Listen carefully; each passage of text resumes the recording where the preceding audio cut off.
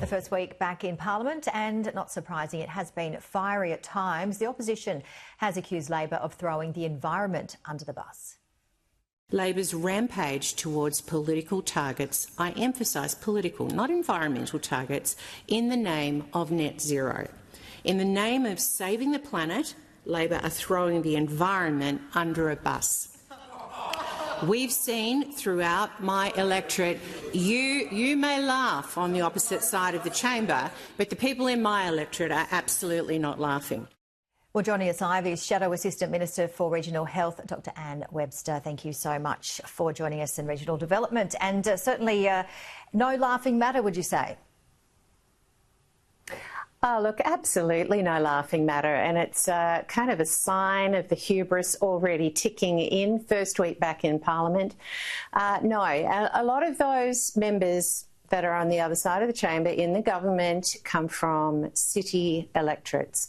So they are blissfully unaware, let's give them benefit of the doubt, blissfully unaware of just the harm that is being caused in our regional seats. And it is, you know, Chris Minns alluded to it this week saying, well, you know, we must hit the target, so the regions are the sacrifice.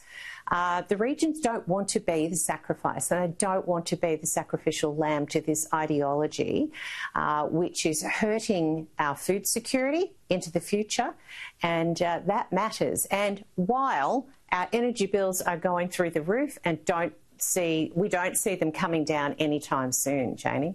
And you've done some surveys in your area. Tell us what you found. Yeah, look, I've just done an electorate-wide survey delivered to every household, so 80,000 plus surveys have gone out. Thus far, I have about 5,500 that have been returned. To understand that data, of course, all the analysis has not been completed. I just have to say that up front.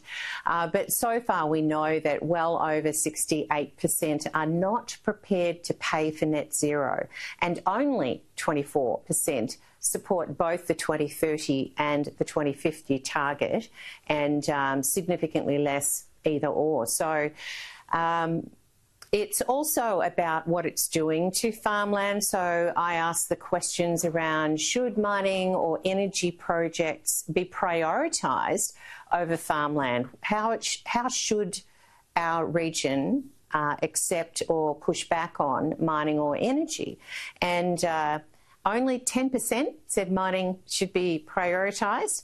42% oppose any mining or energy on farms, and then around 38% say that farmers should have the right of veto. Well, of course, in Victoria, they don't have the right of veto. Thank you to the Labor government, who have passed laws saying that farmers cannot appeal, and now will be up for a $12,000 fine or $48,000 fine if they're a company for refusing to allow the transmission company Victoria onto their property, subsidiary of AEMO. So this is all very federal state, you know, hitting the targets, doesn't matter who you roll over in the process. And my electorate is hurting significantly.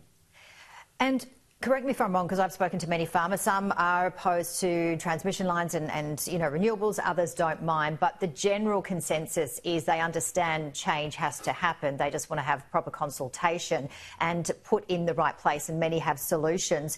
But in terms of, you know, seeing the prime agricultural land that is being destroyed, talk us through the significance of this from a food security perspective. Well, in terms of mining, there was a forum that took place in my electorate, put together by locals. They brought in the experts to talk about mining and rehabilitation, something that I'm very focused on.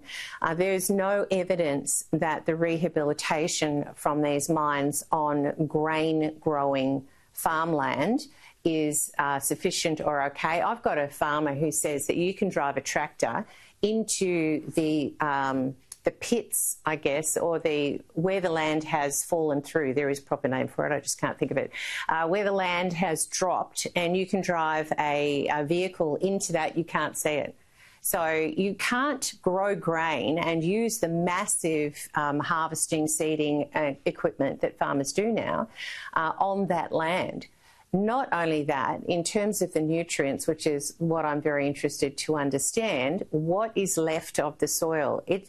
Theoretically, they take the topsoil off, and once they've done the mining, they put the topsoil neatly back on, and farmers can go their hardest and grow grain again. Well, that's not the story that I am hearing from my farmers. And then in terms of energy projects, if you've got a transmission line going straight through the middle of your massive property where you have, I can't describe how huge the equipment is, like it's massive. And there are rules around whether the farmers can go under the transmission lines. The CFA can't fight fires under the transmission lines. So once a fire starts, you've got to wait till it actually goes out before the CFA can attend to it. That's a big risk for farmers. And, so it goes on. If you're going to have turbines, we've already seen shattered turbine blades that are just, ending up in paddocks where grain is being grown. That's a problem as well. There are many risks that some farmers, as you say, are prepared to take because they're going to get some dollars.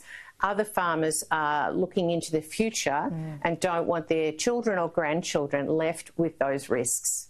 All right, we would love to talk to you more, but unfortunately we've run out of time, and really want to see the outcome of that full survey that you gave to the 80,000 people. Dr. Anne Webster, Shadow Minister for Regional Development, thank you so much. Thanks, Janie. And we'll be live to Independent MP Zali Steggall with more on